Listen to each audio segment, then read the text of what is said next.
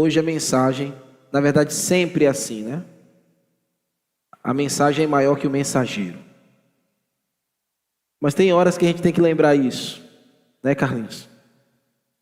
Porque a gente, na pregação expositiva, a gente chega em momentos que a gente tem que lembrar isso para os irmãos. O tema da nossa mensagem hoje é: fazei o bem a todos, principalmente os da fé.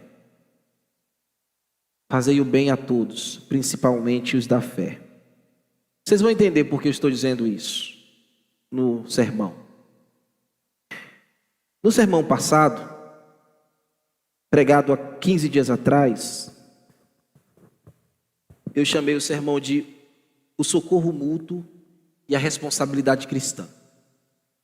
E o apóstolo Paulo falou a respeito da nossa típica realidade nas igrejas, crentes maduros e crentes imaturos. Vocês lembram, irmãos? Crentes fortes e crentes fracos. É uma realidade que está dentro de toda a igreja. Ele falou da responsabilidade que os fortes têm, que os maduros têm, de carregar sobre os seus ombros os menos experientes na fé.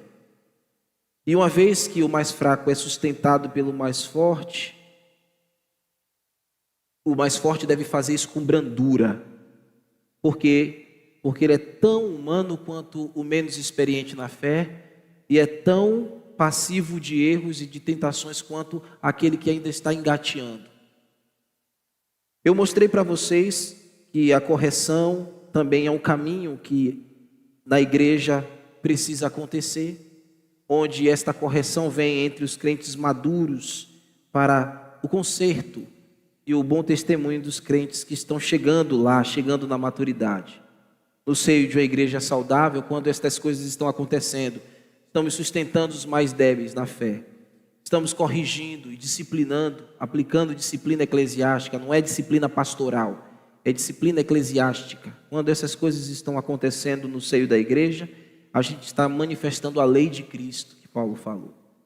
E que a lei de Cristo é o amor que vem por essas instrumentalidades aí. Paulo também aconselhou que cada cristão ele não deve ficar medindo a sua vida pela vida do outro irmão, medindo o seu progresso espiritual e aquela nanição espiritual de outros. A gente não deve fazer isso. A gente não deve ficar se vangloriando. Eu ia ter um testemunho sobre aquelas flores que a gente recebe, sente o aroma, mas a gente entrega a quem merece, quem é devido, que é Cristo. Cada um tem a sua responsabilidade. Paulo estava dizendo: você precisa cuidar da sua própria vida espiritual, e não ficar medindo a vida espiritual do outro. O serviço que você realiza para o reino de Deus, cada um de nós que estamos nesta peregrinação da vida espiritual, Paulo nos mostrou que a gente está mais ou menos com algumas mochilas, né? Cada um vai apresentar diante de Deus as suas cargas. Também cada um levará a sua carga sobre si, Paulo falou. Então, ele mostrou a dinâmica de você sustentar o mais fraco, mas não esquecer de levar também o seu. Nós estaremos diante de Deus e as nossas responsabilidades estarão diante de Deus, meus irmãos. E no tema de hoje, fazei o bem para todos, principalmente os da fé, Paulo vai falar sobre uma exortação que é maior que o pregador. E somente pelo Espírito Santo Paulo tinha que falar isso. E quando o Espírito Santo não está habitando no meio da igreja, isso é mal entendido. Mas eu creio que o Espírito Santo tem feito uma obra aqui nos nossos corações, meus irmãos. E é na dependência dele que eu venho falar isso aqui para vocês hoje e pregar essa mensagem. Paulo estava falando essa verdade que eu vou transmitir para os irmãos agora no primeiro século, lá na região da Galácia, falando a muitas igrejas. Ele está falando no contexto de igreja. Lá no primeiro século, por volta do ano 49, a região da Turquia atualmente.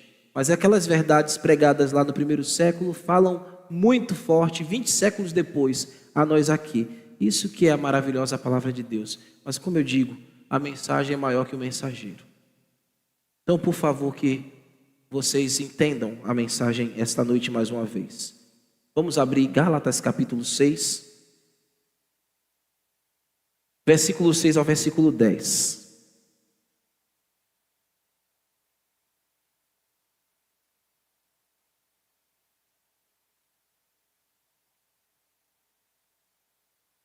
Podem ficar sentados mesmo. Gálatas capítulo 6, versículo 6 ao versículo 10. Diz assim: Mas aquele que está sendo instruído na palavra, faça participante de todas as coisas boas aquele que o instrui. Não vos enganeis, de Deus não se zomba, pois aquilo que o homem semear, isso também ceifará. Porque o que semeia para a sua própria carne, da carne colherá corrupção. Mas o que semeia para o Espírito, do Espírito colherá a vida eterna. E não nos cansemos de fazer o bem, porque a seu tempo ceifaremos, se não desfalecemos. Por isso, enquanto tivermos oportunidade, façamos o bem a todos, mas principalmente os da família da fé. Senhor, eis a tua palavra. Te peço, Senhor, misericórdia e graça para poder falar. E não falar de mim. Sou pequeno, Senhor, humilde servo. Que o coração dos meus irmãos sejam edificados. A mensagem é maior do que eu, Pai. Que ela encontre abrigo no coração de cada ouvinte aqui. O Espírito Santo nos dirija, Senhor, cada argumento que vai ser dito, para a glória de Cristo. Eu peço, no nome de Jesus, amém. Paulo começa as suas considerações, a gente está aqui, irmãos, na parte final da carta. Semana que vem, se Deus nos der graça, estaremos fazendo o último sermão em Gálatas. E você sabe que o caminho da carta toda a gente vê Paulo sendo duro, brigando, defendendo o Evangelho, seu apostolado, o Evangelho de Cristo, contra os líderes religiosos, os façantes que vendiam a fé. Mas agora aqui nesse aspecto ele vai falar sobre generosidade. E as igrejas precisam prestar aos seus ministros. A igreja de Cristo precisa ser generosa com seus ministros. Os verdadeiros ministros do Evangelho. E aqui, nestes versos que lemos, nós encontraremos embutido aqui, meus irmãos, duas maneiras apropriadas de uma igreja saudável agir com generosidade para com os seus líderes espirituais. Então, a igreja, Deus dá pastores, dá ministros, dá servos, e a igreja precisa responder com algumas coisas específicas aqui que Paulo fala. E antes de falar mais, eu quero fazer um parêntese que eu acho muito pertinente aqui. A pregação expositiva, pelo qual nós estamos acostumados aqui, desde quando eu cheguei aqui na igreja, ela se ocupa em explicar o texto bíblico. Procura informar o que o autor estava querendo transmitir. E depois a gente faz a aplicação, a gente aplica em meio à pregação, a gente aplica no final. E o intuito da pregação expositiva é ensinar toda a justiça de Deus. Então a gente prega a verdade, texto. E muitas vezes a gente já viu aqui textos suaves, textos difíceis, textos duros. E o pregador expositivo ele está comprometido em pregar a verdade de Deus. E especificamente no Novo Testamento, quando nós estamos expondo os textos bíblicos, está falando diretamente com a igreja. Sua vez, o pregador não está, quando está pregando expositivamente, dando recado a ninguém e nem fazendo o texto promover a ele mesmo. O compromisso dele é com a verdade e o compromisso dele é com o texto bíblico e não se esse texto vai ser palatável aos seus ouvintes. Nosso compromisso é com o texto bíblico, compromisso de estudar ele e de transmitir ele com fidelidade. Então voltemos ao texto, ao versículo 6.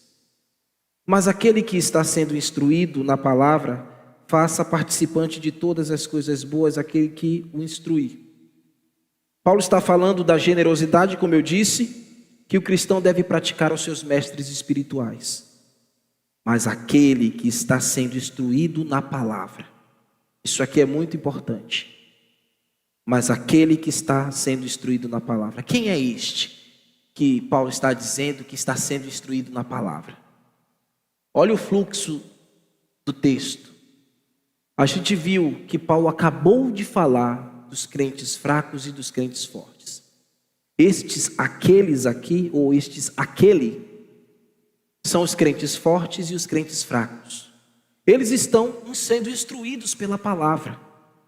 Eles estão sendo amadurecidos, em caminho de amadurecimento, tanto o espiritual, em desenvolvimento, quanto aquele que ainda não chegou à maturidade, estão em desenvolvimento.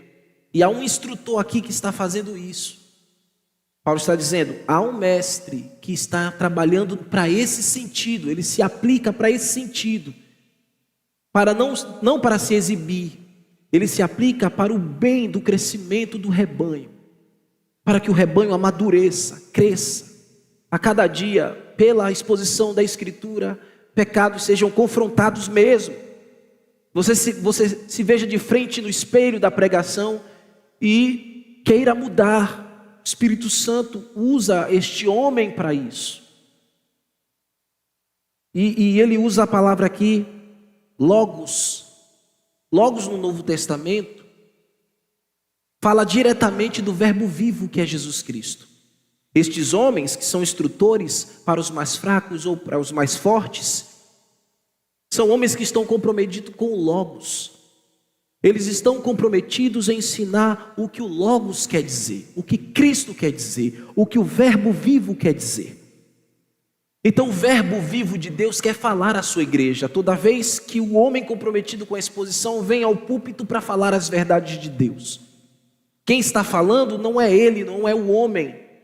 Pela misericórdia, o Senhor toma-o como instrumento para que ele possa falar ao coração da igreja, para que a igreja possa amadurecer, desenvolver. Ele não é nada, ele é apenas um instrumento para comunicar o verbo vivo de Deus. Vocês saem de casas para ouvirem sobre o verbo de Deus, e é isso que alimenta vocês, é isso que fazem com que vocês voltem para casa felizes, satisfeitos, nutridos, mais encorajados para a vida, mais encorajados para a lida, porque vocês estão tendo contato com aquele que é a palavra pregada.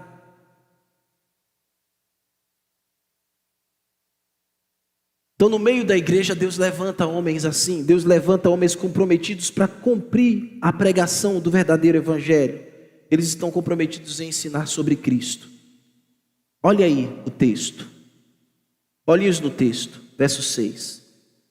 Mas aquele que está sendo instruído na palavra. Eu quero chamar a atenção de vocês aqui para este verbo, instruído. Este verbo instruído aqui, Paulo tem em mente a igreja, e Paulo tem em mente a seguinte informação, quando ele usa a palavra instruído. Este verbo no idioma do Novo Testamento é a expressão catecômenos. Vocês já devem ter ouvido falar isso, principalmente quem veio da igreja católica. Catecismo, catequese, catecômenos. Ele usou essa expressão, aquele que está sendo catequizado, aquele que é alguém que está sendo instruído aos ouvidos, alguém que está dando os ouvidos para aprender oralmente. O que está acontecendo aqui agora, irmãos? Vocês estão emprestando os ouvidos à palavra da verdade. Então, Paulo está dizendo que aqui todos nós somos catecúmenos. Estamos aprendendo aquilo que está sendo dito oralmente. Isso reverbera a nós hoje. E de forma oral temos aprendido a palavra de Deus. Temos ouvido a pregação aos nossos ouvidos. A instrução tem sido feita. E nós precisamos nos comprometer com ela. A gente não pode se comprometer com o homem que está fazendo a comunicação, mas é com a verdade que está sendo dita, que está sendo proclamada. Paulo está dizendo aos Gálatas que existe aqui alguém realizando isso. Que existe no seio da igreja homens santos fazendo isso. Aqueles que pregam o evangelho aos ouvidos de sua audiência. Paulo está dizendo aos Gálatas que eles precisam considerar bem estes homens. Estes homens que ensinam oralmente sobre Cristo. Aqueles que pregam o verdadeiro evangelho aos ouvidos. Quando estes que estão ouvindo os ensinamentos de Cristo estão sendo catequizados e ensinados, então existe ali um mestre fazendo o seu papel e o ouvinte recebendo o alimento que lhe dá a vida. O homem possui a habilidade de Deus para ensinar, é Deus que concede. E Deus abre o coração da sua audiência para receber o ensino. Ele tem a ferramenta porque Deus deu a ele por misericórdia, com o fim de catequizar seus ouvintes, ensinar, irmãos. Todo aquele que está ensinando a palavra tem que se esmerar para isso. Não se vem à igreja para falar qualquer coisa. Tem que ter estudo, tem que ter aplicação, tem que ter esforço para que o alimento seja aquilo que o rebanho precisa. Ele precisa ter em mente que ele tem os seus catecúmenos que Deus lhe confiou. Então o mestre se prepara, o pastor deve se preparar para fazer isso. Ele não é Deus, ele não vai abrir o seu coração e enfiar a palavra dentro de você. Ele não faz isso, mas ele tem que comunicá-la com clareza. E o Espírito Santo fará a obra de levá-la ao seu coração, ao coração dos catecúmenos. E aí ele continua dizendo no verso 6: faça participante de todas as coisas boas aquele quem o instrui. A expressão aqui, faça participante, vem de um outro verbo grego, e este verbo está no imperativo. Na gramática grega, este verbo se apresenta assim, num presente indicativo, mas ele é um imperativo. Ou seja, no presente momento, o que os catecúmenos devem fazer? Eles não têm uma opção. O imperativo aqui é para dizer isso, irmãos. Quem estava lendo estava entendendo. Eu não tenho escolha. Eu preciso cuidar bem daquele que me instrui na palavra. Irmãos, eu não estou dando recado aqui, nem buscando benefício para mim. Eu sou muito bem cuidado por vocês aqui. Graças a Deus, Deus me trouxe para uma igreja que cuida muito bem de mim e da minha família. Não me falta nada, graças a Deus. Mas eu preciso pregar toda a verdade de Deus. Este verbo comunica isso, não temos outra opção. Nosso dever de uma igreja saudável é cuidar bem daqueles que lhes ensinam. Você lembra do texto que Paulo já falou? Que aquele que ensina a palavra deve se esmerar. Ele deve se preparar bem. E a igreja precisa ser solidária com ele. Deve cuidar dele. Este mesmo verbo, no seu campo semântico, quando você abre este verbo para saber aonde ele vai se aplicar, você vai encontrar que este verbo grego, ele fala sobre partilhar. Não tem opção, eu preciso partilhar. Esse verbo grego fala de socorrer. Não temos escolha, precisamos socorrer os servos de Deus que estão comprometidos com a verdade. Fala do sentido de compartilhamento, assistência. Eu preciso ser assistente para ele. Também Paulo ensinou esta verdade não somente às igrejas da região da Galácia. Este tema é um tema importante para as igrejas. Veja comigo, uma vez Paulo estava falando a Timóteo, no primeiro capítulo de Timóteo, capítulo 5, versículo 17 a versículo 18. O que Paulo estava ensinando ao jovem pastor da igreja que ensinasse aquela igreja lá em Éfeso? No capítulo 5, verso 17 ao verso 18, Paulo estava falando para igrejas em outra região. Paulo estava falando àquela igreja, Efésia, os presbíteros que fazem bem o seu trabalho. Olha, os mestres, os presbíteros, os pastores que fazem bem o seu trabalho devem receber honras redobradas, especialmente os que se dedicam arduamente na pregação e no ensino. Estou lendo na NVT. Então Paulo ensina que deve existir um compartilhamento, uma assistência, um cuidado. Verso 18: pois as escrituras dizem: não amordaçai o boi para impedir que ele coma enquanto debulha o cereal. E também aquele que trabalha merece seu salário. Meu irmão, eu preciso trabalhar na igreja como um boi. A minha parte como pastor de vocês é entender que eu preciso trabalhar na igreja como um boi. Se esforçar, trabalhar. Mas enquanto eu estou trabalhando, eu não posso ser impedido de, enquanto debulho o cereal, comer do cereal. É o que a palavra diz. Às vezes tem igrejas, irmãos, que querem que o pastor trabalhe como boi, mas ata a boca dele. O pastor tem que trabalhar como um boi. E ele tem que ser recompensado por isso justamente. Isso é ser generoso, é a igreja ser generosa.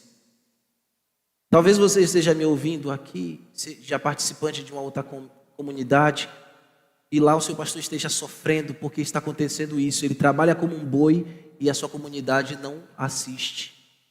É pecado.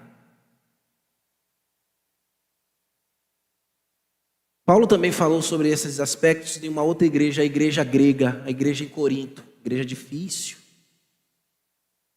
Abram comigo, é um texto mais longo, eu preciso ler isso para vocês, versículo 9, capítulo 9, versículo 1 ao versículo 18.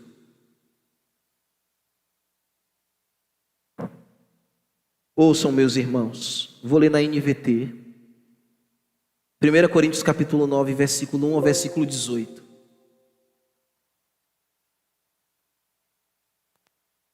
Acaso, Paulo falando, acaso eu sou livre como qualquer outro? Não sou apóstolo? Não vi Jesus, nosso Senhor, com os meus próprios olhos? Não são vocês resultados do meu próprio trabalho no Senhor? Mesmo que outros pensem que não sou apóstolo, certamente o sou para vocês. Vocês mesmos são provas de que sou apóstolo do Senhor. Esta é a minha resposta aos que me questionam, a minha autoridade. Acaso não temos o direito de receber comida e bebida por nosso trabalho? Está vendo, irmãos? Porque aqui Paulo estava sendo impedido de ser ajudado por aquela igreja. Ele amou muito, que trabalhou como um boi,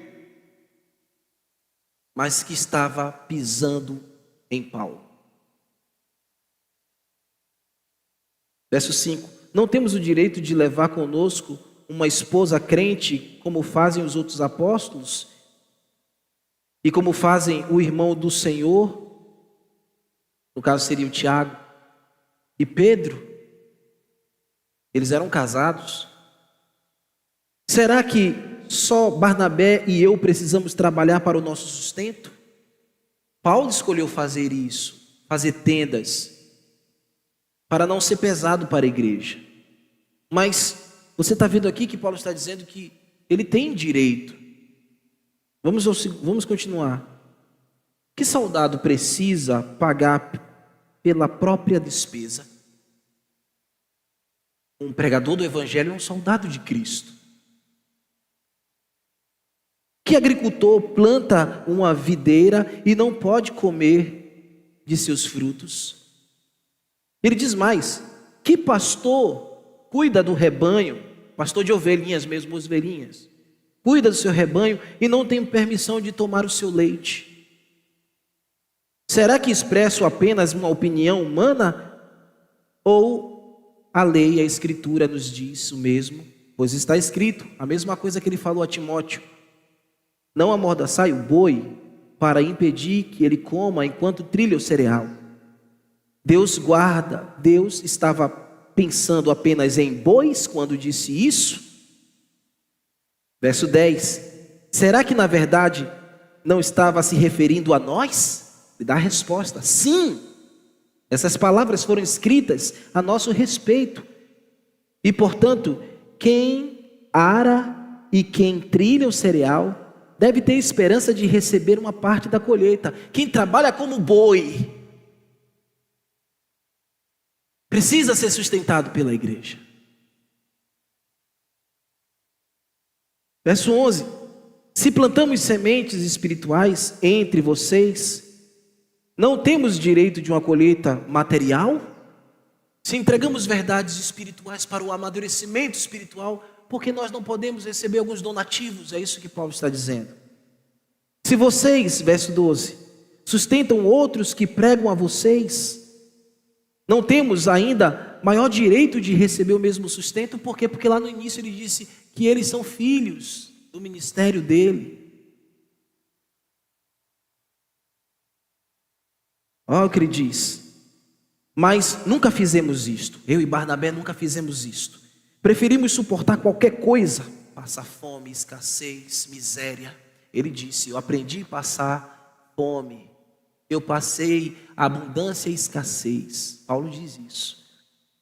Por que ele decidiu fazer isso? Preferimos suportar qualquer coisa a fim de não sermos obstáculo para as boas novas a respeito de Cristo. Tem momento que o servo de Deus precisa saber passar a penúria, que às vezes a igreja não tem condição de sustentar, e ele não vai negar o seu serviço por causa disso. Hoje, graças a Deus, vocês me sustentam, mas se a igreja passar por alguma dificuldade, eu tenho que aprender a passar dificuldade com vocês. Hoje eu posso dizer, não me falta nada, porque a igreja tem sido generosa comigo, louvado seja Deus, para a glória de Cristo. Mas se acontecer, irmãos, alguma dificuldade, eu preciso saber passar com vocês. Eu não posso sair, fugir, ir para um outro lugar que me dê uma proposta melhor, simplesmente porque no lugar onde eu estou, agora eu já não tenho mais condição de estar financeiramente. Não é assim que a banda toca, não é assim que deve ser.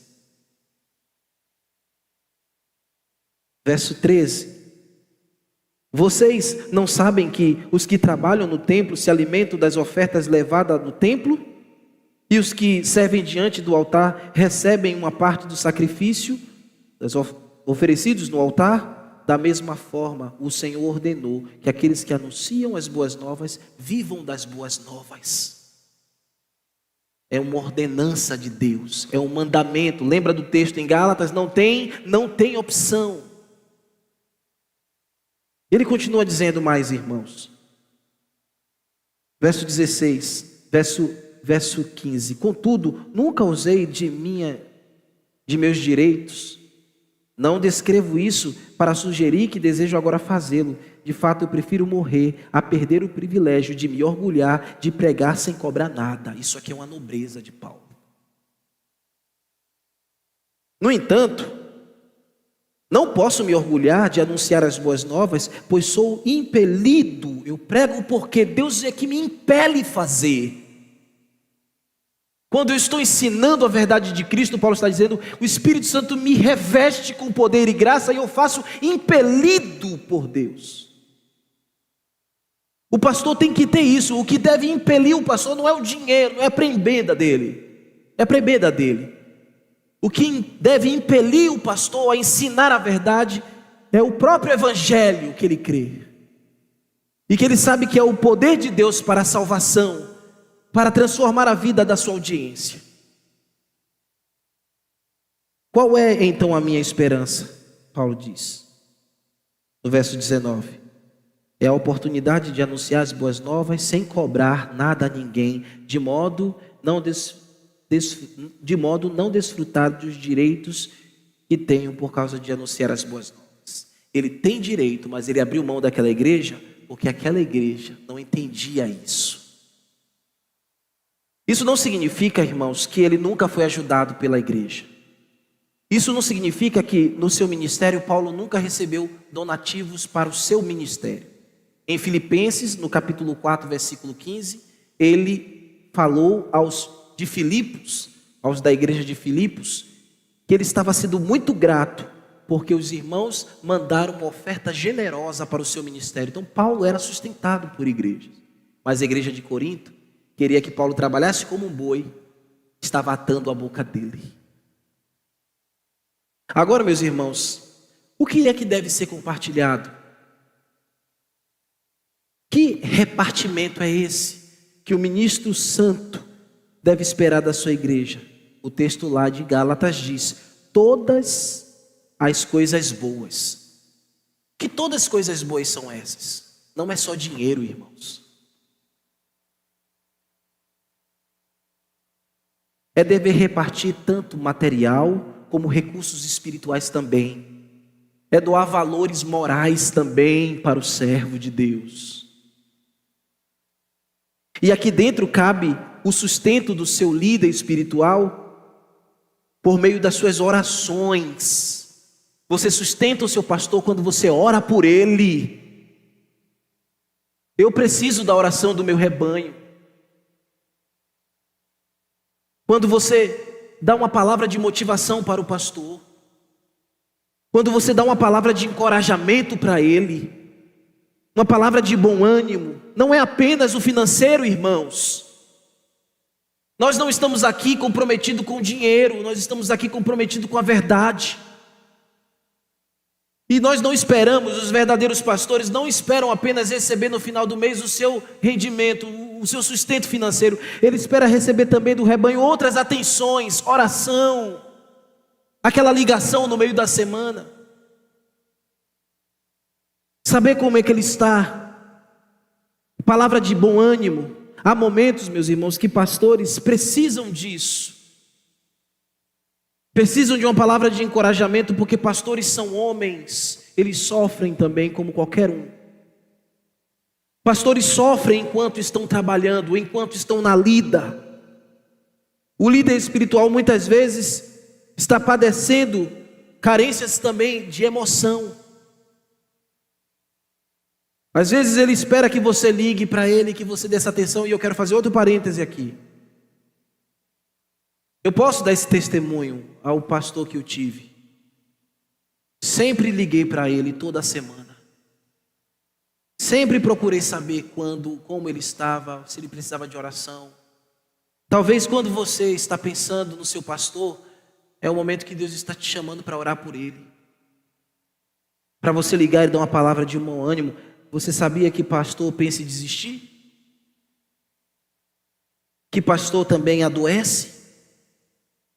Que pastor também fica deprimido? Que pastor também passa dificuldades e apertos? Que pastores têm problemas familiares? Pastores têm tudo isso, irmãos. São homens como qualquer um homem é. Então a gente não espera apenas, nós pastores não esperamos apenas o rendimento financeiro, mas esperamos também o valor moral, que é a oração, a atenção. Isso muitas vezes vale mais do que a sua prebenda no final do mês. É mais importante. Socorre, salva, ajuda e fortalece. Então, meus irmãos, pensem nisso, porque ter um pastor na igreja é uma bênção de Deus. Um dia eu pregando para vocês, eu falei que Paulo falou que os pastores, os servos que têm a sua vocação são um presente de Deus para a comunidade espiritual. E Jesus, quando subiu aos céus, ele dispensou as bênçãos para a sua igreja, e dentre elas tem lá mestres, doutores da palavra, pastores. Deus presenteia a igreja com um pastor comprometido com a verdade. E a igreja precisa honrar esse presente que Deus dá. Como eu digo, a pregação hoje é maior do que eu. E você precisa orar por Deus, por mim, para que eu possa estar sempre caracterizado nisso, irmãos. Ser o homem que se aplica na palavra, para o rebanho ser amadurecido, para que o rebanho seja fortalecido. Mas vocês também não podem se esquecer de continuar cuidando do pastor de vocês. Isso é amor, isso é cumprir a lei de Deus. No verso 7 e 8, meus amados, Paulo está dizendo aos seus irmãos, ilustrando com clareza, ele vai usar aqui uma metáfora. Ele vai usar a metáfora do semeador e da colheita, para tornar isso mais claro. E ele vai dizer que esta doutrina que ele está ensinando aos seus irmãos não pode ser escarnecida. Verso 7. Não vos enganeis, de Deus não se zomba. Paulo está comunicando aos seus irmãos aqui a ideia de quem acha desnecessário o sustento material e moral de um pastor, ou de um mestre da verdade. Quem pensa que é desnecessário cuidar financeiramente e emocionalmente do seu pastor, está zombando de Deus, está debochando de Deus. Você sabia que existem seitas por aí que dizem que isso não é necessário? Isso é deboche. Deboche de Deus. E a Bíblia fala, tome cuidado. Em outras palavras, o Senhor está dizendo pela boca de Paulo. Não pensem desta maneira. Deus não vai se deixar escarnecer. Irmãos, muitas vezes pastores são escarnecidos por outras formas. Rebanhos insubordinados, pessoas que agem grosseiramente com seus pastores. Mas eles esquecem que nosso Deus é um Deus vingador. O nosso Deus é um Deus vingador. E Ele não vai deixar impune a zombaria que fazem com seus servos. Vai, irmãos. Deus cuida dos seus filhos. Deus cuida dos seus servos. Veja a parte B do versículo 7. Pois aquilo que o homem semear, isso também ele ceifará. Porque o que semeia para a sua própria carne, colherá corrupção. Mas o que semeia para o Espírito, do Espírito colherá vida eterna. A metáfora aqui é simples. A assimilação é fácil. Comunica o resultado do homem do campo, que se aplica ao trabalho. O que se planta, se colhe.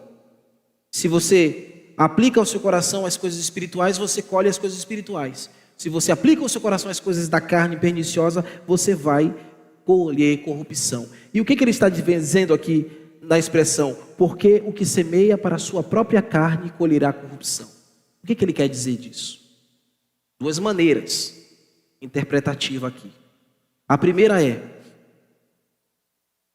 enquanto os irmãos dos Gálatas estavam fazendo isso, eles não estavam considerando os verdadeiros pregadores do Evangelho. Porque lembre o contexto da carta, eles estavam recebendo para si os falsos mestres. E eles estavam acolhendo os falsos mestres. Por isso que Paulo parou para escrever isso. Eles estavam acolhendo os falsos mestres, sustentando os falsos mestres, dando donativos aos falsos mestres, e os verdadeiros ministros estavam padecendo.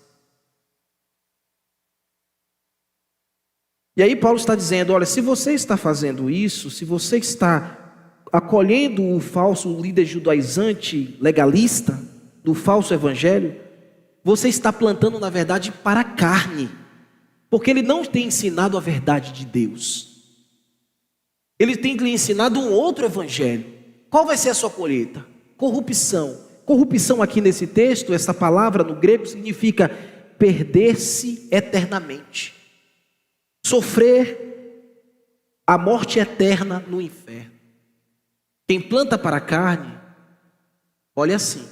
Então, esse é o primeiro sentido. Paulo dizendo, vocês estão acolhendo os falsos mestres e deixando os mestres de Cristo morrerem de fome e desprezados ao léu, enquanto vocês estão dando atenção aos vendedores do Evangelho. É o que muito acontece aí fora, irmãos. O outro sentido é o quê? É Paulo lembrando o capítulo 5, quando ele falou das obras da carne, vocês lembram? Então quem semeia aquelas obras da carne, ele fala lá nos versículos 19 e 21. Ora, as obras da carne são a prostituição, a impureza, lascívia, idolatria, feitiçaria, inimizade, porfia, ciúmes, ira, discórdia, dissensões, facções, inveja, bebedice, glutonaria, coisas semelhantes a essa eu já vos declarei e já vos preveni, que não hão de herdar o reino dos céus quem pratica estas coisas, ou seja, perecerão ao inferno.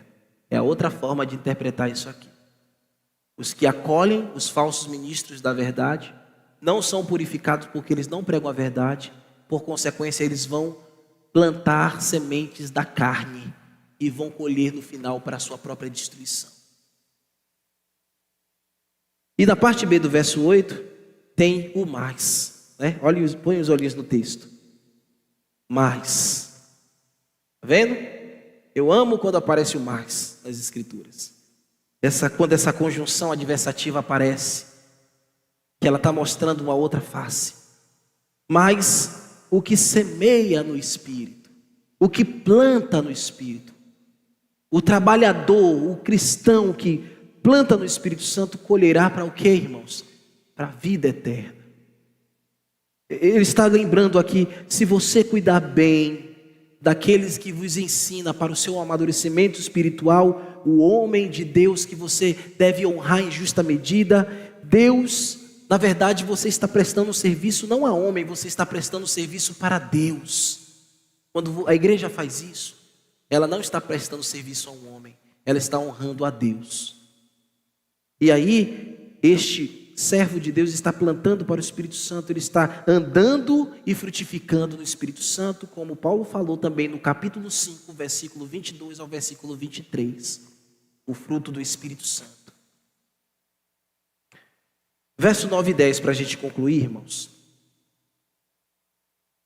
O apóstolo encoraja os seus irmãos a não desanimarem dos cuidados que eles devem ter, e que ao certo tempo Deus os recompensará.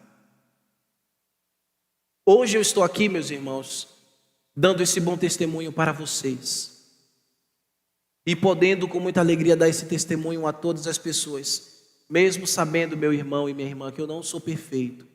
E você, neste um ano, já vai fazer, já dia 16 de abril, eu faço um ano como pastor aqui com vocês. E nesse um ano, vocês já viram que eu não sou perfeito. Eu tenho imperfeições, que eu tenho muitas falhas. Mesmo assim, vocês têm me amado. Louvado seja Deus por isso. Mas vocês devem continuar fazendo isso, não por causa de mim, é porque vocês estão cumprindo a palavra. Porque um dia eu vou passar, irmãos. Eu não vou ser o último pastor da igreja do CIA. Haja vista, Deus venha nos arrebatar, enquanto essa nossa geração. Mas eu vou passar, irmãos. O Senhor Jesus pode me levar para um outro lugar. Eu posso continuar aqui, me aposentar aqui com vocês. Mas quando eu sair daqui e deixar este púlpito, vocês continuarão fazendo isso com outros servos santos de Deus. Vocês saberão escolher um pastor para guiar vocês. E vocês deverão continuar cuidando dele, porque isso é cumprir a lei de Deus. E isso é honrar ao Senhor. Isso é ser uma igreja viva. Isso também é ser uma igreja organizada, uma igreja verdadeira. Aí ele diz no verso 9: e não nos cansemos de fazer o bem, porque ao seu tempo ceifaremos, se não desfalecemos. Percebemos aqui, meus irmãos, que esta metáfora do campo continua, ele falando, né? A palavra ceifaremos, e ele se coloca aqui dentro do mesmo pacote. Ele diz, nós não nos cansemos, irmãos. Ao mesmo tempo que ele é mestre da igreja, ele também se coloca na mesma condição. Sabe, irmãos? Ele não pode se cansar de ensinar, e a igreja também não pode se cansar de amá-lo. Né? E todo pastor tem alguém que ele aprende também. Então, ele aprende de algum outro pastor. Todos nós aprendemos do sumo pastor que é Cristo. Todos nós, a começar de mim, somos catecúmenos de Cristo.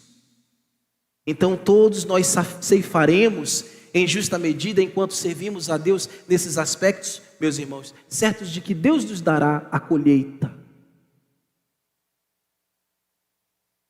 Ao seu tempo, se não desfalecemos, ou seja, nós não podemos cansar de fazer isso, nós não podemos desanimar de fazer isso. É Paulo dizendo, corrijam isso, deem valor aos verdadeiros pregadores do Evangelho, corrijam isso e não desfaleçam. Paulo está dizendo que esta prática e essa esperança da colheita virá ao tempo de Deus. Deus vai dar recompensa àqueles que honram a Deus, cuidando bem daqueles que os fazem crescer em maturidade espiritual. Enquanto nós servirmos pacientemente, aguardando a recompensa de Deus, nós fazemos a sua obra e nós seguimos a sua obra conscientes daquilo que Paulo falou em 1 Coríntios 15, 58. Porque, amados irmãos, sedes firmes e inabaláveis, abundantes sempre na obra do Senhor, sabendo que o vosso trabalho não é vão. Isso aqui também, irmãos, fala aquele pastor que está sofrendo, que não está sendo amado, que chora porque o rebanho faz sofrer. Existe isso, irmãos, nas igrejas. O que Paulo está dizendo também, chega ao coração deste irmão, servo fiel, de que ele descanse. O trabalho não é em vão. Deus no seu tempo lhe dará a recompensa. E ao mesmo tempo Paulo está falando aos irmãos, não cesse de fazer o bem, não cesse de cuidar. E no verso 10, ele conclui, porque, por isso, enquanto tivermos oportunidade, façamos o bem a todos, mas principalmente os da família da fé. Paulo está comunicando a seguinte ideia: enquanto estivermos vivendo nesta era, esta palavra aqui, põe os olhinhos do texto, por favor, verso 10, por isso, enquanto tivermos oportunidade, está vendo? Esta palavra oportunidade no grego é a palavra kairos, significa tempo, um tempo oportuno, um tempo certo. Paulo está dizendo assim, ó, no tempo de agora que vocês estão vivendo, não cessem de fazer o bem. É isso que Paulo está dizendo. Nessa presente era que vocês vivem, não cessem de fazer o bem. Então esse kairos para nós é o tempo de hoje. Hoje aqui, a Igreja Batista Regular do CIA, nesse tempo que essa geração está aqui, não cesse de fazer o bem. Faça o bem a todos, aos irmãos, aos pastores que Deus dê à igreja.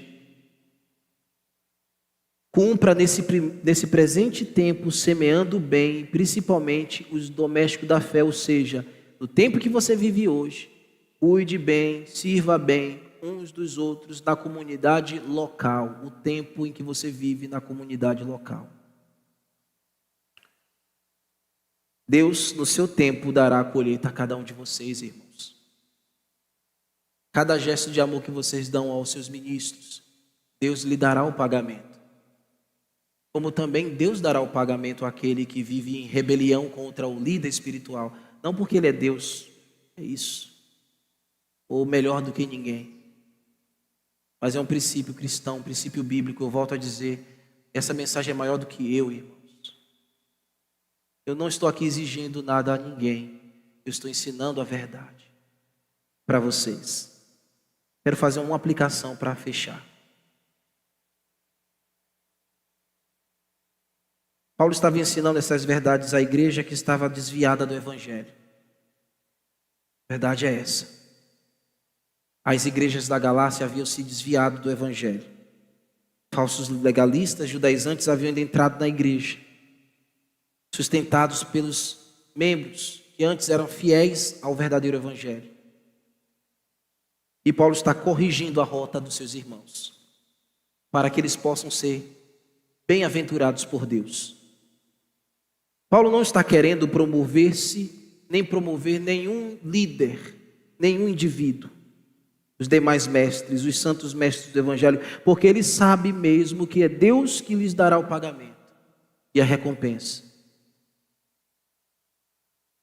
Mas Paulo deseja que a igreja desenvolva santo zelo, pelos que Deus lhes deu como presentes. Paulo quer que a igreja preste zelo e amor pelos ministros. E os ministros não devem se inflar com isso. Não devemos nos inflar com isso. Meninos que estão aqui, que desejam o ministério pastoral, vocês precisam entender que o ministério pastoral tem duas moedas, dois lados da moeda.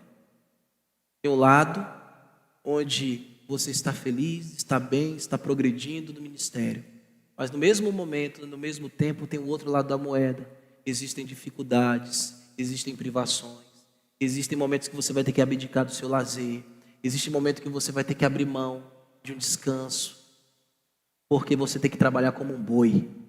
Você que quer ser pastor, deseja coisa excelente. E Spurgeon falava: não rebaixe essa posição que Deus lhe entregou de ser ministro do Evangelho, mesmo que seja para ser ministro da coroa do rei. Esse grande homem do século XIX então dizia que ser o ministro do Evangelho era a coisa mais importante do mundo. Mas você precisa, que está me ouvindo aqui, entender que o ministério tem essas duas facetas. Tem essas duas faces. E você vai ter dias que você vai chorar, você vai ter dias que você vai lamentar, vai ter dia que você vai gemer.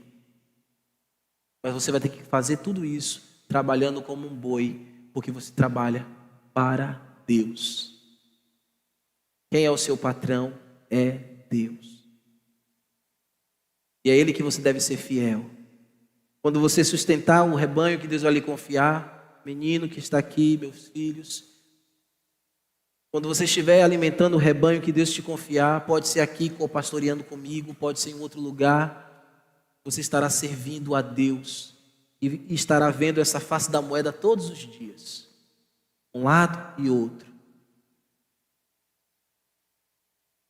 Você deve reconhecer a sua vocação em Deus e no final você ser achado servo bom e fiel. Servo bom e fiel. É isso que o verdadeiro ministro do Evangelho, me perdoe, irmãos.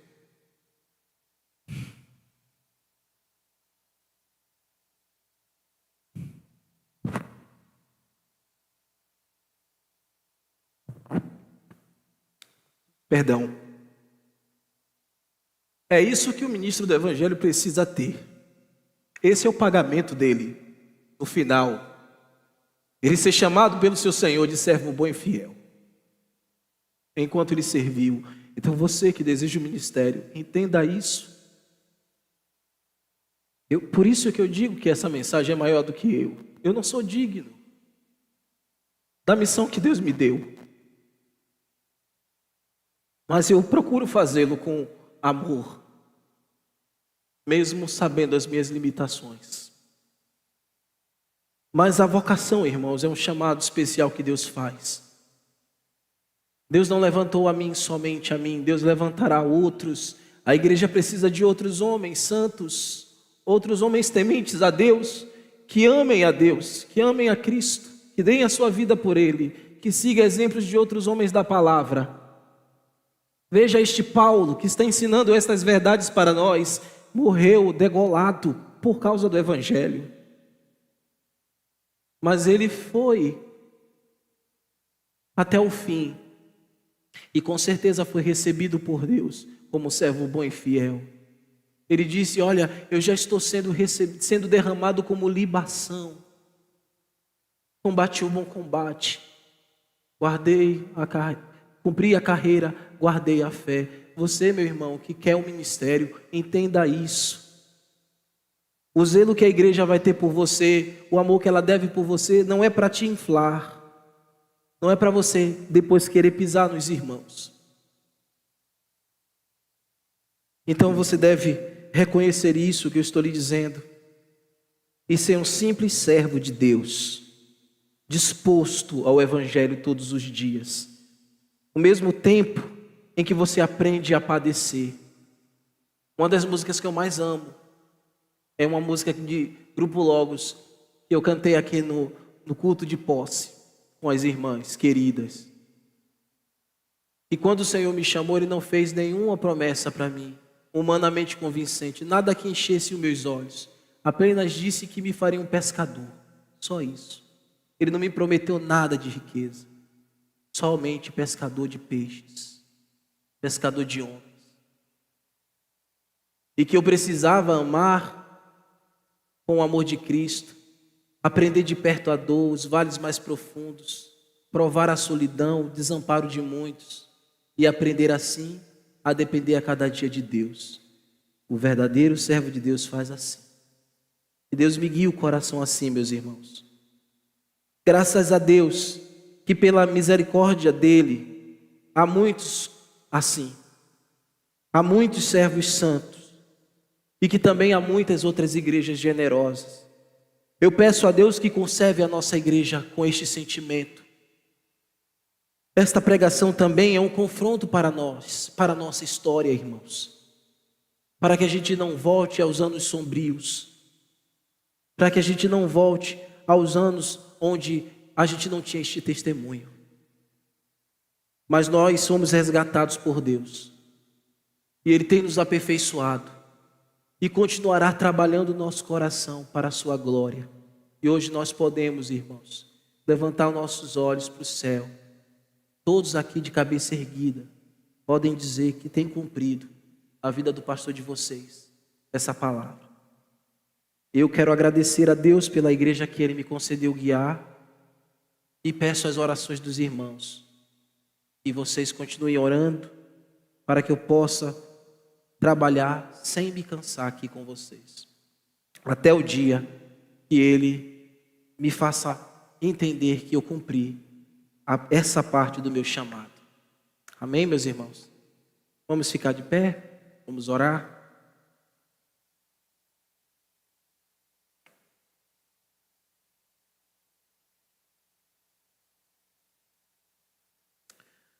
Senhor, eu quero te agradecer pela igreja, Primeira Igreja Batista Regular do CIA.